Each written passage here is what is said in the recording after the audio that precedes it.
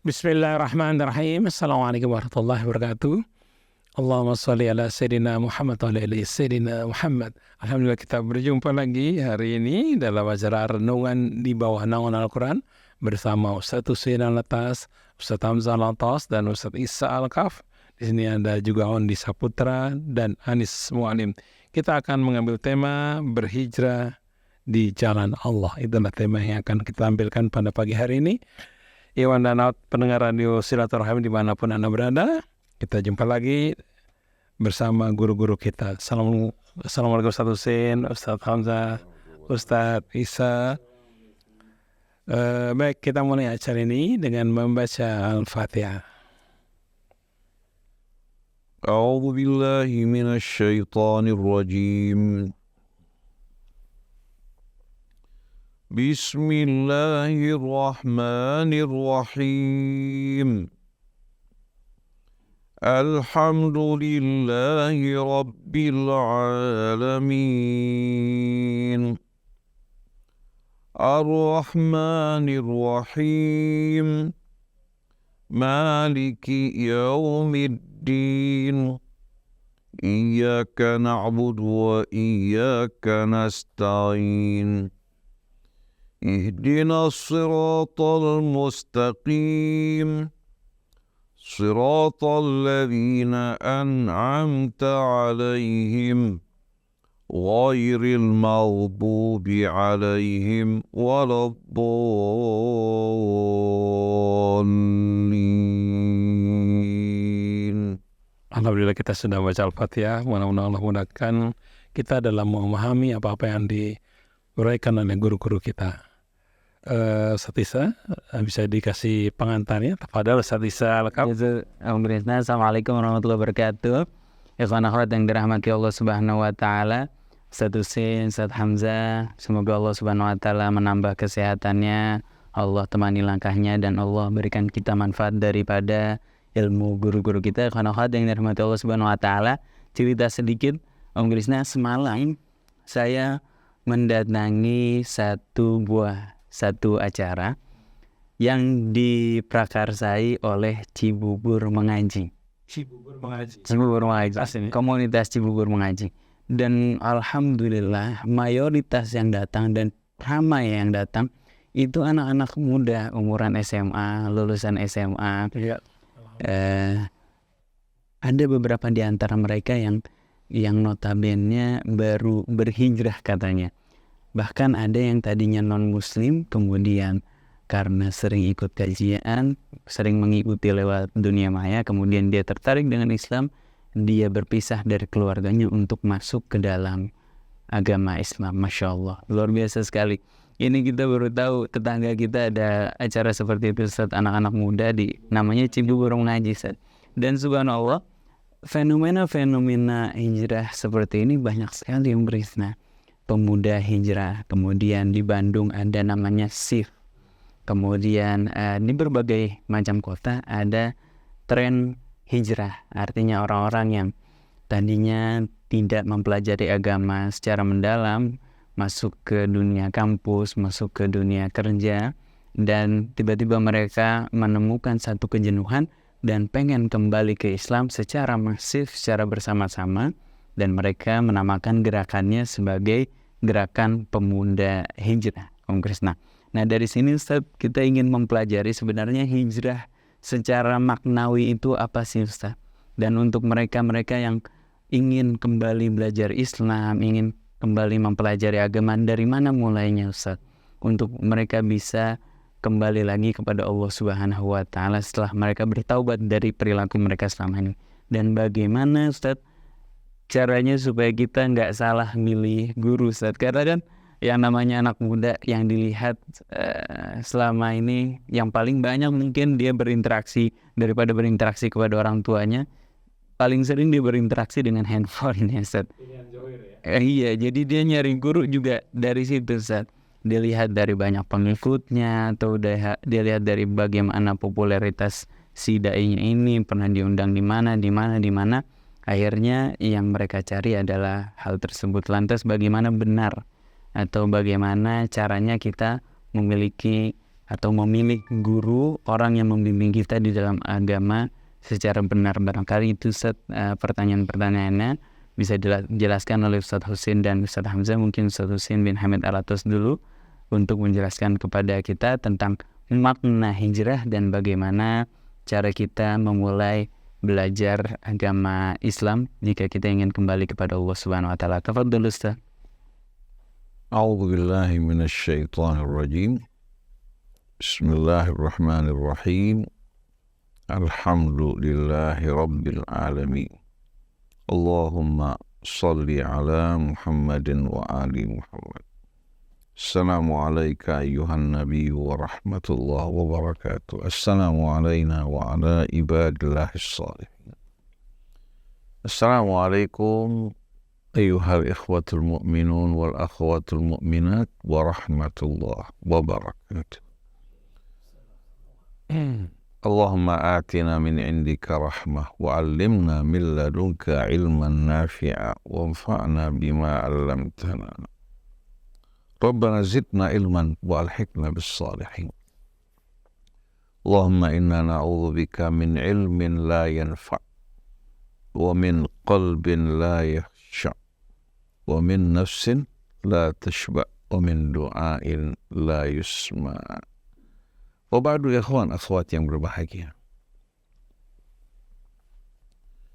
Kalau kita berbicara mengenai hijrah ma'nawiyah, sebenarnya tidak terlepas dari hijrah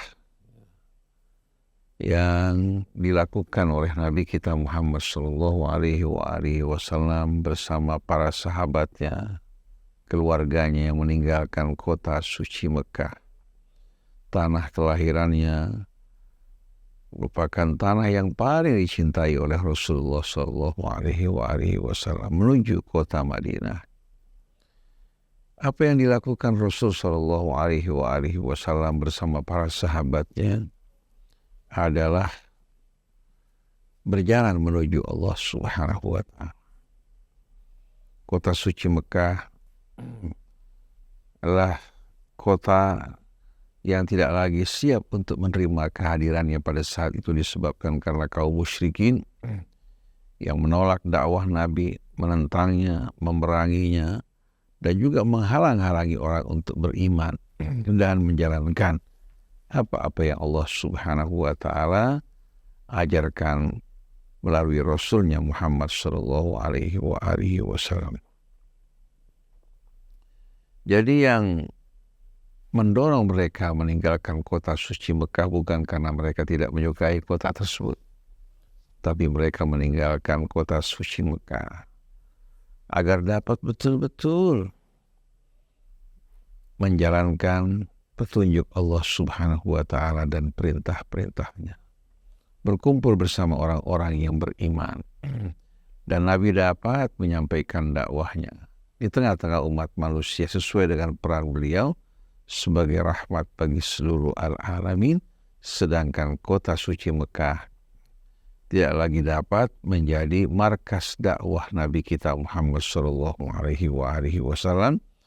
Dan peristiwa ini merupakan peristiwa yang diperintahkan oleh Allah Subhanahu wa taala. Nah, seorang yang tadinya hidup jauh dari Allah Subhanahu wa taala, bergelimangan dosa dan kemaksiatan, lalu hatinya mendapatkan penerangan petunjuk dari Allah Subhanahu wa taala. Dia ingin meninggalkan apa-apa yang dilakukan dari kebiasaan-kebiasaan buruk pada waktu sebelumnya ketika tenggelam dalam kejahilian. Dia ingin betul-betul seutuhnya, sepenuhnya, agar dapat betul-betul berjalan di jalan Allah Subhanahu wa taala. Agar dapat betul-betul berkumpul bersama orang-orang yang taat kepada Allah Subhanahu wa taala. Maka dengan sendirinya dia patut melakukan dan memilih beberapa hal. Pertama-tama, kita semua tahu bahwasannya Allah Subhanahu wa ta'ala mengutus Rasulnya menurunkan kitabnya. Allah jadikan Alkitab sebagai pedoman hidup bagi umat manusia. Rasul bertugas untuk menyampaikan pesan-pesan Allah Subhanahu wa ta'ala. Dan Rasul merupakan orang yang terdepan dalam mengamalkan dan menjalankan perintah-perintah Allah Subhanahu wa ta'ala. Maka dengan sendirinya, pada saat dia berniat untuk berhijrah di jalan Allah Subhanahu wa ta'ala, yang harus mendapatkan perhatian yang utama adalah kitab Allah Subhanahu wa ta'ala. Seandainya dia tidak menguasai bahasa Arab, dia bisa menguasai bahasa terjemahan yang menerjemahkan Al-Quran ke dalam bahasa yang dikenal. Walaupun tidak sempurna, tapi dapat membantu dirinya untuk dapat memahami pesan-pesan Allah Subhanahu wa ta'ala. Dan dengan sendirinya dia harus memilih dan mencari seorang guru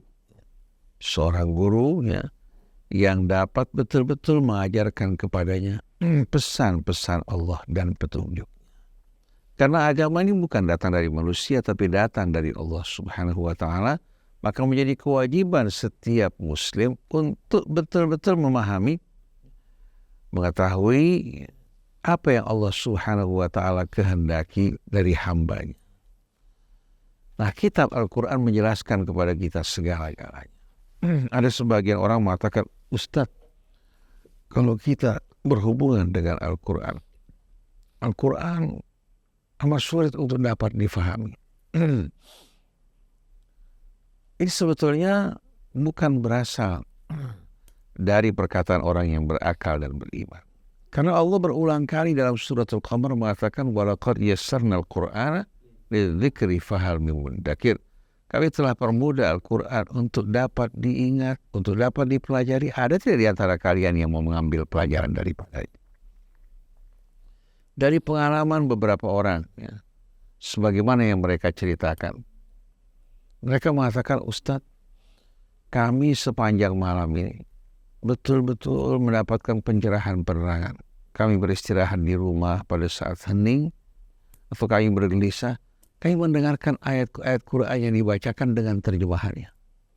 Kita merasakan betul-betul hati kita mendapatkan penerangan, pencerahannya dengan apa yang mereka dengar dari ayat Quran yang dibaca diselingi dengan terjemahan.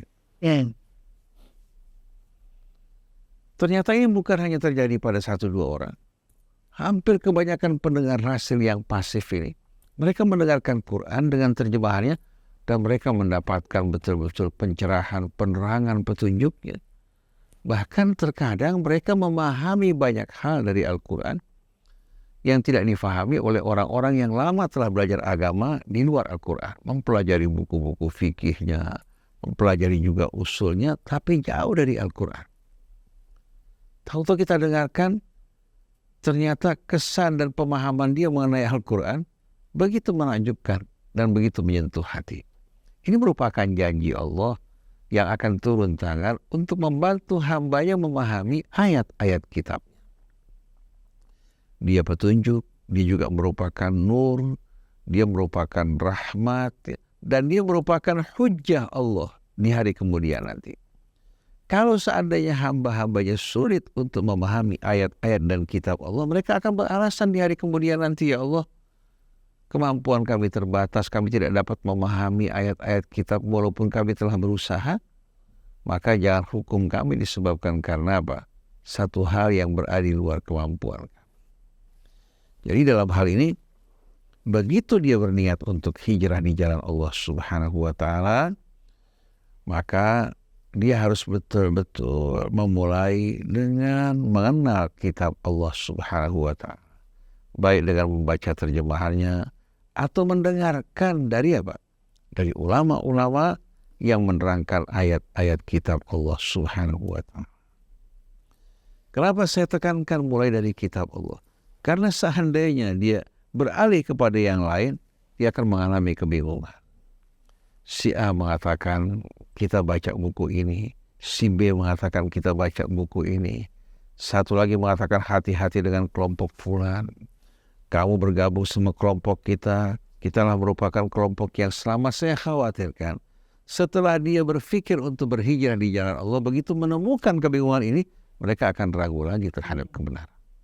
Nah, ini terjadi bukan tidak terjadi. Di mana sebagian orang penuh semangat untuk berhijrah di jalan Allah. Akhirnya dia belajar dari seorang ulama, tapi tidak dihubungkan dengan kitab Allah Subhanahu wa ta'ala. Tahu-tahu dia mendengarkan bantahan dari apa? Dari kelompok lain. Membawakan juga argumentasi.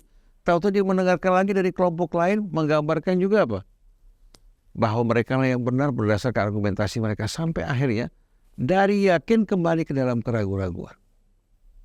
Dari mantap menjadi orang yang bimbang. Nah, ini sebetulnya kesalahan terjadi karena dia memulai langkahnya, memulai masuknya dari pintu yang salah. Oleh karena itu, jangan kita halang-halangi orang untuk memahami kitab Allah. Jangan kita membuat orang takut untuk berhubungan dengan kitab Allah. Ini kitab yang datang dari Tuhan ya. Lalu mereka mengatakan kalau kita ingin memahami kitab Allah, kita harus menghafal sekian puluh ribu hadis, harus menguasai ilmu ini, ilmu itu. Saya bilang orang-orang yang hidup pada zaman Rasul yang kebanyakan yang buta huruf, mereka tidak harus menguasai itu semuanya. Waktu dibacakan ayat-ayat Allah, mereka tersentuh. Wa idza tuliyat alaihim ayatuhu zadatuhum imana. Bagaimana mereka akan bertambah iman tidak pernah diperdengarkan ayat-ayat Allah. Kita pada umumnya di pesantren-pesantren, pada saat kita belajar di pesantren, di samping kita belajar bahasa Arab, mulai kita belajar apa? Fikih. Nah, fikih tergantung rujukan madhabnya. Kita mulai dalam madhab Syafi'i, baca Abu Syuja' Matan, kemudian Fathul Qarib. Setelah itu pindah ke Baijuri, syarah daripada Takrib. Nah, kemudian kalau kita baca Fathul Mu'in, kita baca I'anah At-Talibin. Setelah itu kita berpindah ke Minhaj, syarah Minhajnya. Kita baca juga katakan Al-Muhadzab yang ditulis oleh Abu Ishaq Asy-Syafi'i, Al-Muhadzab ya, Al-Muhadzab yang ditulis oleh Abu Ishaq Asy-Syirazi dengan syarahnya Syarhul Muhadzab yang dikarang oleh 3 orang. Satu Imam Jalaluddin Al-Mahalli, Imam An-Nawawi, yang ketiga disempurnakan oleh Syekh Muhammad Najib Al-Muti'i. Jadi hubungan kita lebih banyak akrab dengan apa? Dengan keterangan-keterangan ulama. Sedangkan Al-Quran kita baca, kita hafal, tapi tidak dengan maksud untuk meresapi ayat-ayatnya secara langsung. Seandainya kita baca tafsir pun, kita baca tafsir yang berisikan riwayat. Bukan mengaitkan ayat Quran dengan Al-Quran satu sama lain, agar jelas maksud Allah, tapi kita mengiring ayat Allah kepada tafsir berriwayah yang membuat akhirnya Al-Quran bukan satu kesatuan, tapi terpotong-potong dan terpisah-pisah. Nah, ini kita rasakan di pesantren-pesantren yang bermadhab Syafi'i, ya, menempuh jalur tersebut, yang bermadhab Maliki juga menempuh jalur Maliki, yang bermadhab Hanafi juga sama. Begitu pula yang bermadhab Hambali, masing-masing kembali kepada referensi dari ulama-ulama mereka. Nah, kita bertanya, apakah kita merasa tentram? Apa kita betul-betul pada saat menghadapi tantangan dan pertanyaan yang terbuka mampu untuk menjawab? Pada umumnya, pada saat kita berhadapan dengan tantangan yang terbuka, kita tidak mampu untuk menjawab. Akhirnya kita berbalik menyerang mereka. Kita mengatakan, ini yang kita yakini dari madhab kita. Dan kita meyakini bahwa imam-imam kita lebih alim dibandingkan dengan kalian ataupun ulama-ulama kalian. Ini kan merupakan jawaban yang tidak rasional. Jadi akhirnya, Islam itu merupakan sesuatu yang tidak dapat dipertahankan kebenarannya. Melainkan dengan kefanatikan, berpegang sesuatu secara membuta. Beda dengan Quran yang mengajak kita berpikir, mengajak kita berakal, mengajak kita merenung. Dan perlu kita fahami, alasan mereka mengatakan bahwasannya memahami Al-Quran merupakan satu hal yang sulit, itu dikembalikan kepada mabahith fiqhiyah yang berhubungan dengan apa? Dengan tasyriat. Lalu kita bertanya, ayat-ayat yang berbicara mengenai hukum dan aturan berapa persen? Tidak sampai 5%. Nggak sampai 5%. Selebih bicara mengenai hukum sejarah, kisah-kisah para nabi sebelumnya. Ini nggak membutuhkan sama sekali apa? ijtihad. Jelas kisah-kisahnya. Kisah Nabi Allah Nuh berdakwah di tengah kaum, Nabi Allah Hud, Nabi Allah Saleh. Begitu juga kisah Nabi Allah Ibrahim bersama kaumnya, Lut bersama kaumnya. Begitu juga Nabi Allah Syuaib bersama kaumnya. Kemudian kisah Nabi Allah Musa bersama-sama. Isinya pelajaran-pelajaran yang amat indah. Yang membimbing kita betul-betul untuk apa? Kembali kepada Allah, berjalan di atas jalannya, meninggalkan penyembahan terhadap selain Allah, dan bagaimana kita berhadapan dengan penguasa-penguasa yang zalim seperti Fir'aun, menghadapi ancaman mereka, kisah Ashabul Kahfi. Kalau kita perhatikan sebagian besar Quran ini mudah untuk difahami. Nah, kalau berkaitan dengan hukum dan aturan, bisa diserahkan kepada ahlinya, asal merujuk kepada Al-Quran. Merujuk kepada Quran, mengaitkan juga hadis dengan Al-Quran. Pendapat ulama juga dengan Al-Quran. Karena yang menjadi acuan dan dalil adalah Al-Quran. Dan Al-Quran punya kelebihan yang tidak dapat dibandingkan dengan kitab manapun. Di saat Al-Quran kita renungkan, kita baca, memiliki sentuhan-sentuhan yang amat indah. Selalu dihubungkan dengan Allah. Mencerdaskan akal kita, mengajak kita berpikir, mengajak kita merenung. Oleh karena itu saya jumpai ada seorang yang tadinya masuk dari kalangan preman, hedonis. Waktunya dihabiskan minum, berkumpul setiap malamnya, ya, hura-hura ke sana kemari. Padahal dia punya usaha yang cukup maju. Jadi hobinya menghabis-habiskan uangnya untuk berkumpul dalam suasana yang hura-hura. Subhanallah, satu hari hatinya betul-betul merasakan kegelisahan yang luar biasa. Dia berkumpul itu untuk menghindari kegelisahan. Tapi pada malam itu, pada hari itu, dia merasakan kegelisahan yang lebih dari sebelumnya. Dalam kegelisahan tersebut, ya, subhanallah, Allah tunjukkan dirinya dengan ayat-ayat Allah yang didengar, dibacakan kepadanya. Hatinya tersentuh. Akhirnya dia berniat untuk betul-betul mengawali hijrah. Yang pertama dipelajari buku tafsir yang ditulis oleh Mahmud Yunus. Artinya sebuah terjemahan dan tafsir yang singkat. Ketika dia baca, subhanallah, ayat-ayat Quran dengan tafsir yang sederhana tersebut meresap ke dalam hatinya, seperti yang dialami Jeffrey Lang ketika dia membaca ayat Al-Quran. Mulai saat itu dia mempelajari ayat Quran. Dia beli buku tafsir yang membantu dia untuk memahami ayat Quran dalam bahasa Indonesia. Allah kasih subhanallah, tadinya dia berkumpul bersama teman-temannya, menjadi teman mabuknya, dia panggil mereka semua. Diajak makan-makan, kemudian dibacakan Quran. Sampai kapan lagi kita mau kembali sama Allah Ta'ala? Kita sudah tua, kita sudah begini, kita rasakan hidup ini hampa. Mereka mau juga kumpul sama-sama, akhirnya dibacakan ayat-ayat Allah.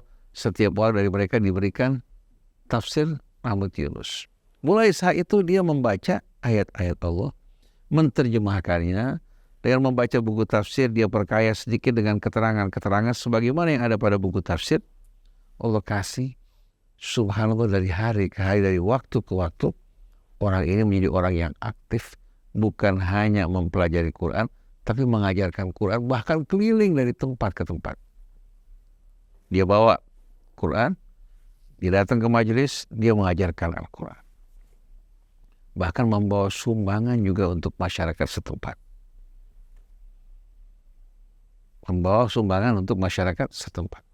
Jadi datang membawa Al-Quran, membawa juga bantuan untuk orang-orang yang diajarkan. Terkadang dia memperbaiki masjid, yang membantu kesusahan orang, dan lain sebagainya. Hingga membuat orang ini yang tadinya tenggelam dalam kejahiliahan, keluar dalam suasana terang benderang. Dan dia mau mendengarkan keterangan-keterangan dari orang, mau belajar dari orang-orang yang mengajarkan. Tapi yang penting fokus dia pertama kali Quran. Nah, pada saat itu di saat dia memilih guru-guru yang mengajarkan, adalah guru-guru yang mau mengajarkan Al-Quran padanya, yang akrab dengan Al-Quran. Karena begitu orang punya tolok ukur yang jelas, insya Allah tidak akan tersesat. Begitu seorang mengajarkan Quran, kalau seandainya yang mengajarkan salah, Quran tidak pandang bulu.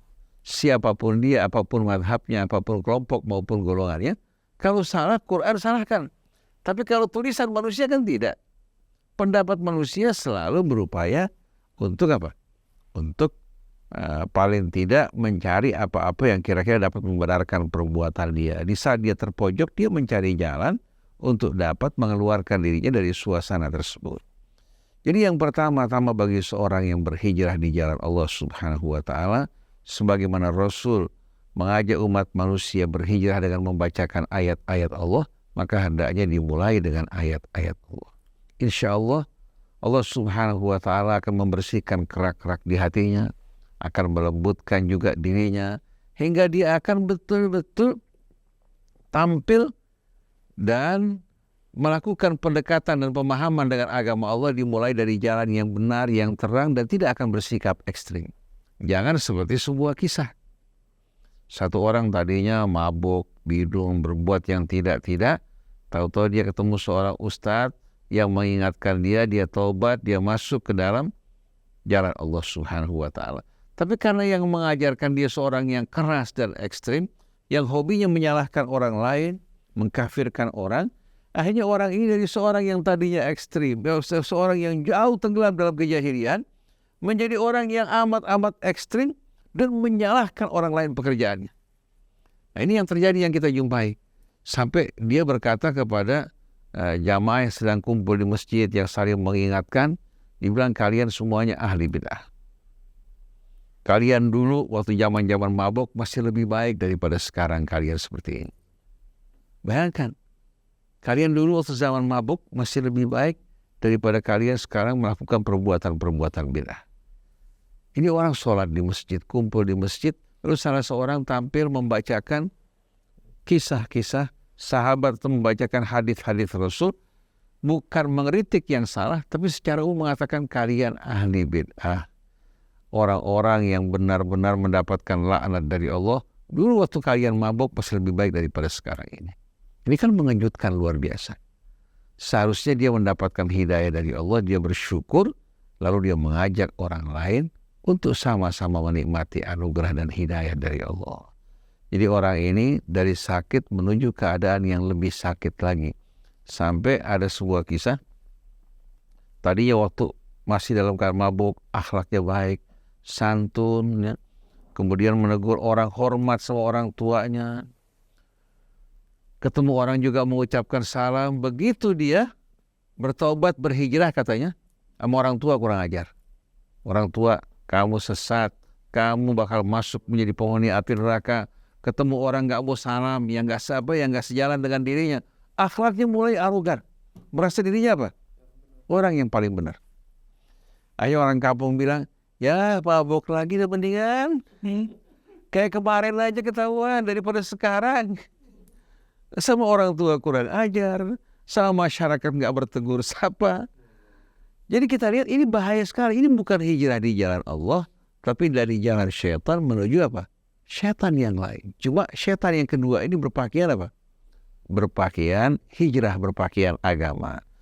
Jadi mari kita mulai dalam mencari kebenaran.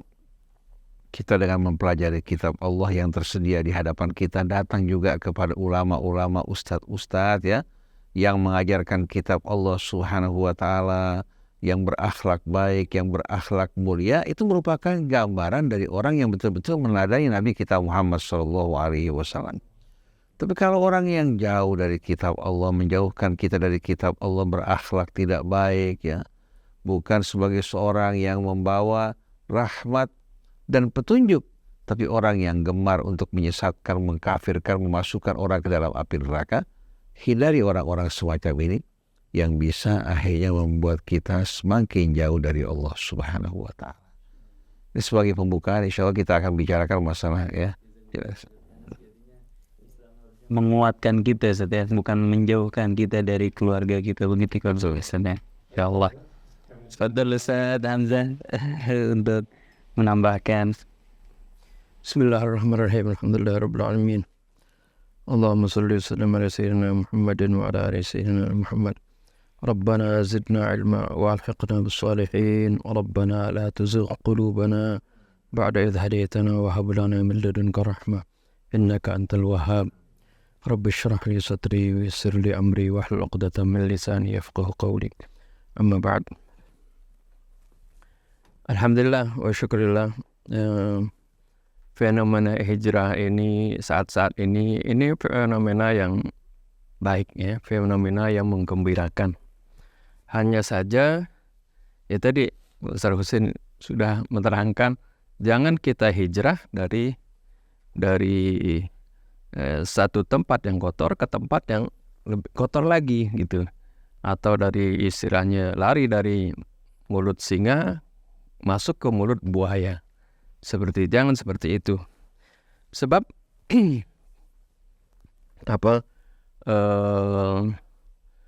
kita ketahui bahwasanya hijrah ini dahulu para sahabat Nabi berhijrah secara fisik, yaitu dari kota Mekah menuju Madinah.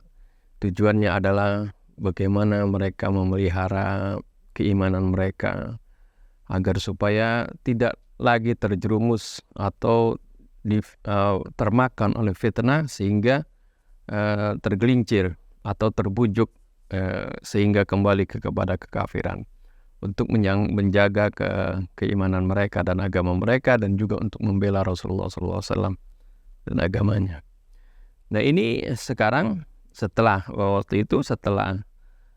mereka menang, Rasulullah katakan la hijrata ba'dal fathi, nggak ada hijrah lagi, artinya secara fisik setelah adanya kemenangan atau futuh ya. Sebagian orang mengatakan futuh Mekah, tapi banyak sahabat Nabi dan Jabir bin Abdullah Al-Ansari mengatakan kunna na'uddul fathul Hudaybiyah. Kami menganggap, para sahabat dulu menganggap kemenangan itu adalah maksudnya dimulai dari kemenangan atau futuh Hudaybiyah.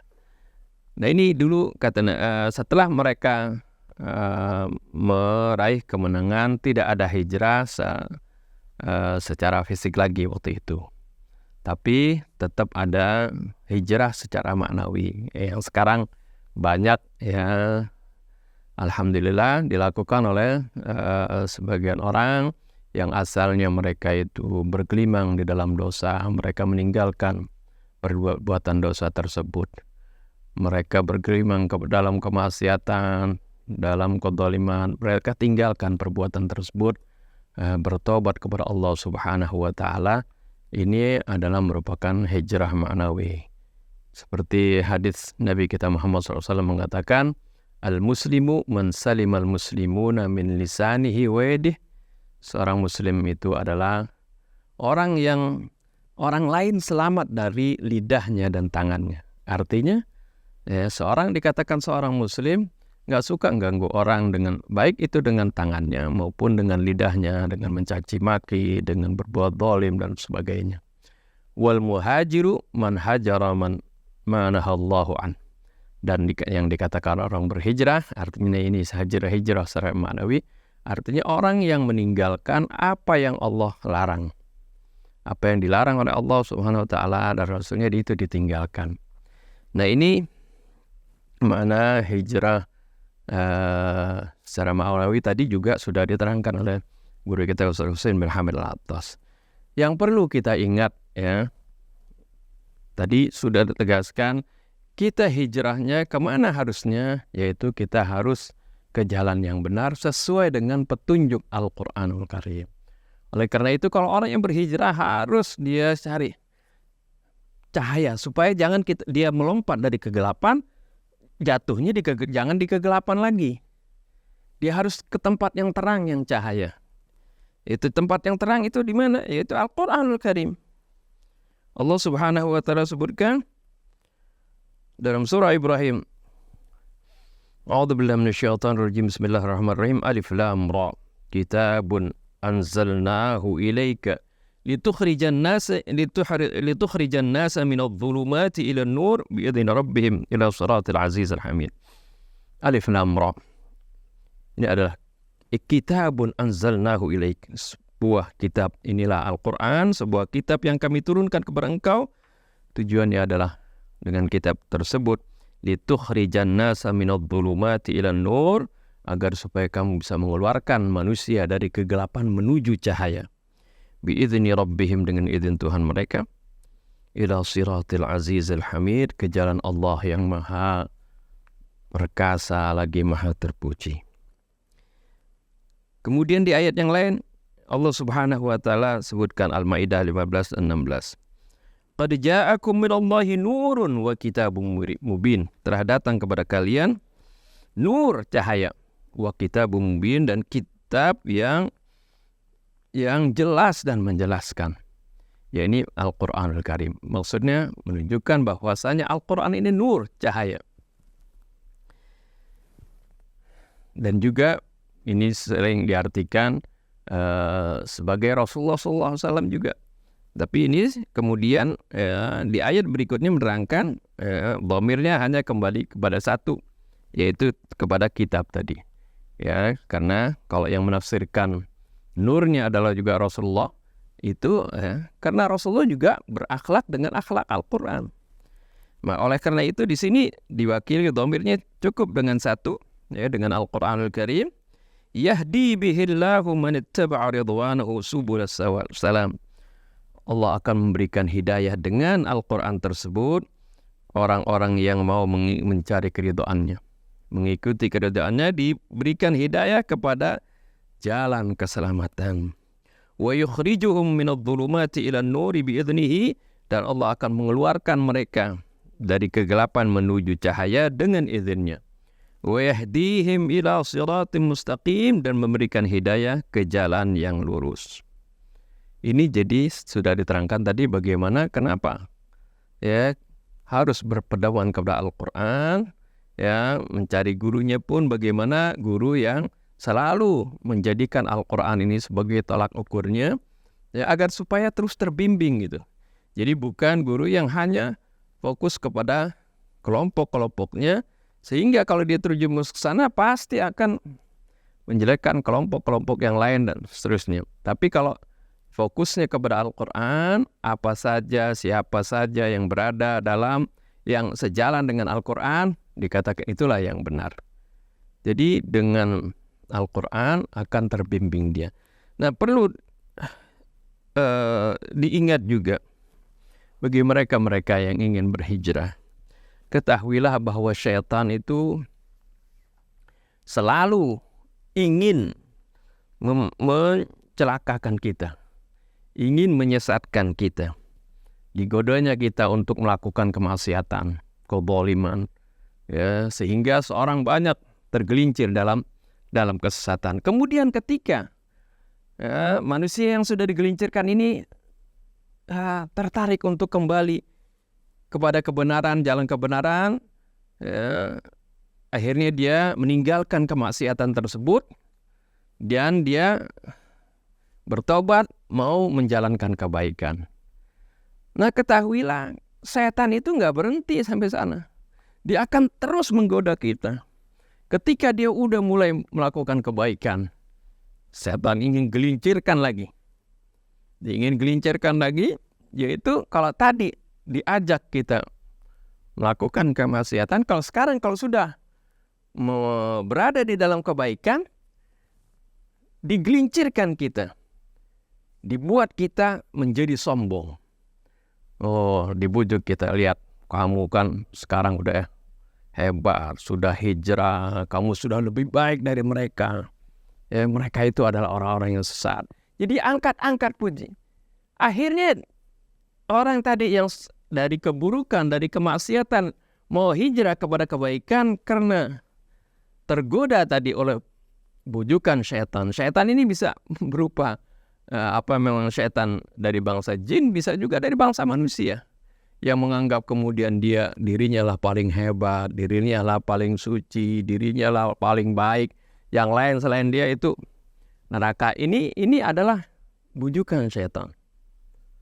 Ya, padahal mereka para sahabat Nabi dulu yang berhijrah, mereka yang meninggalkan keburukan, mereka yang beriman kepada Rasulullah SAW, ya, kalau mereka sudah melaksanakan kebaikan, mereka masih takut kalau apa yang mereka kerjakan itu masih belum sempurna, masih belum baik. Jadi nggak menjadi sombong gitu. Padahal Allah Subhanahu wa taala sudah larang dalam Al-Qur'an, "Fala tuzakku anfusakum." Jangan kalian menganggap suci diri kalian. Huwa a'lamu biman ittaqa. Allah lah yang paling tahu, Allah yang menilai kita. Siapa di antara kita itu yang paling bertakwa. Oleh karena itu jangan kita mau terpedaya, terperosok kembali seperti saya bilang tadi, lepas dari mulut singa tapi masuk ke mulut buaya, jangan seperti itu. Jadi kita harus selalu waspada dari godaan-godaan syaitan tersebut. Kita harus memohon perlindungan seperti doa yang saya bacakan tadi, Rabbana la tuzigh qulubana ba'da idh hadaitana. Ya Allah, jangan kau gelincirkan kami setelah engkau memberikan hidayah kepada kami. Itu mohonkan selalu kepada Allah perlindungan, karena setan terus datang menggoda. Selama kita masih hidup terus digoda, karena dia nggak rela kalau melihat anak cucu Adam ini selamat begitu. Janji dia bahkan iblis itu, nenek moyangnya setan itu berjanji Fabima aghwaytani qala fabima aghwaytani la aq'udanna lahum siratakal mustaqim. Dia berjanji, karena kamu menyimpangkan kami, menyesatkan kami, aku akan halangi mereka dari jalan-jalanmu yang lurus. Thumma la'atiyannahum min baini aydihim wa min khalfihim wa an aymanihim wa an syama'ilihim wa la tajidu aktsarahum syakirin. Ini sumpah setan, ini sumpah iblis di hadapan Allah. Aku akan datangi mereka itu, anak cucu Adam, dari depan mereka, dari belakang mereka, dari sebelah kanan mereka, dari sebelah kiri mereka. Artinya dengan berbagai cara, dengan berbagai upaya. Satu gagal dengan cara yang lain lagi. Ajak kepada kemaksiatan, udah nggak mau, udah nggak doyan. Dia udah demen kepada kebaikan, dipuji-puji supaya dia tergelincir, supaya amalnya menjadi riya, supaya dia sombong, menganggap dirinya pada hebat. Akhirnya tergelincir karena kesombongannya seperti itu. Ini adalah sumpah setan, ingin terus menggoda anak Adam sampai yaumil qiyamah tadi. Nah, oleh karena itu bersyukurlah kepada Allah bagi mereka yang hijrah sudah meninggalkan kemaksiatan, tapi ingat, mohonlah selalu kepada Allah agar dipelihara dari godaan syaitan tersebut, agar kita jangan menyombongkan diri, jangan menganggap diri kita ini udah paling baik, tidak. Kita masih butuh bimbingan dari Allah dan taufik dan hidayah dari Allah Subhanahu wa taala. Mohon kepada Allah agar supaya kita terus berada di dalam kebaikan tersebut. Ini saja mungkin yang dapat saya sampaikan. Wallahu subhanahu wa ta'ala. Dan langkah pertama untuk memahami Al-Quran dimulai dengan kita mengenal Allah. Mengenal Allah ini amat penting, karena sikap kita terhadap Al-Quran tergantung pemahaman kita terhadap Allah. Di saat kita mengenal Allah sebagaimana yang diterangkan Al-Quran, kebesarannya, keagungannya, maka rasa ta'zim di hati kita terhadap Al-Quran juga akan tumbuh, hingga kita dapat menerima dengan penuh rasa yakin, rasa tentram semua yang diterangkan oleh Al-Quran. Ini yang membedakan antara kitab Allah yang datang dari Allah dengan kitab-kitab yang berasal dari makhluk. Jadi mulai dengan kita mengenal Allah, maka coba fokuskan perhatian kita dalam membaca ayat-ayat Quran yang menerangkan tentang Allah Subhanahu wa ta'ala, yang menjelaskan kebesaran keagungannya, agar kita berikutnya dapat betul-betul menerima dengan penuh keyakinan tanpa keraguan akan kebenaran-kebenaran yang diterangkan Al-Quran. Itu pula tentang petunjuk yang ditunjukkan, hingga kita dengan mantap betul-betul tidak akan pernah merasa goyah dalam hal ini. Insya Allah berikutnya kita akan lanjutkan sesi pembicaraan kita dengan contoh-contoh yang lebih akurat.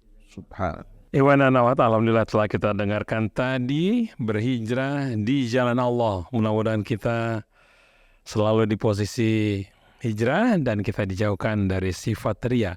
Baik, saya Muhammad Krishna, Ondi Saputra, dan Anis Mualim mohon pamit. Wabillahi taufiq wal hidayah. Assalamualaikum warahmatullahi wabarakatuh. Ini lantas astaghfiruka wa atubu ilaik.